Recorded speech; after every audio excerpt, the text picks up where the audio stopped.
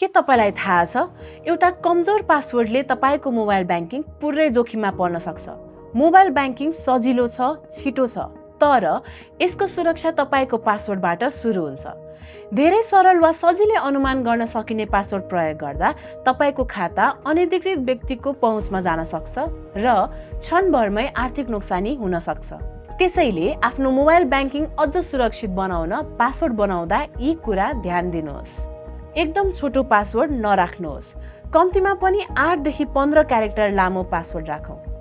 Password अक्षर, अङ्क तथा कुनै एक विशेष चिन्हको संयोजनमा बनाउनुहोस्। पासवर्डमा कम्तीमा एउटा अक्षर क्यापिटलमा लेख्नुहोस्। आफ्नो नाम र थर, परिवारको सदस्यको नाम, ठेगाना जस्ता सजिलै अनुमान गर्न सकिने पासवर्ड नराख्नुहोस् र पहिल्यै प्रयोग भइरहेको पासवर्ड बारम्बार प्रयोग नगर्नुहोस्। साथै समय समयमा आफ्नो पासवर्ड परिवर्तन गरिरहनुहोस्। बलियो पासवर्ड भनेको सुरक्षित कारोबार, मानसिक शान्ति र डिजिटल तथा सुरक्षाको पहिलो ढाल हो। सुरक्षित पासवर्डको प्रयोगले तपाईको मोबाइल ब्याङ्किङ कारोबारलाई सुरक्षित बनाउनुका साथै सम्भावित जोखिमहरूबाट जोगिन मद्दत गर्छ।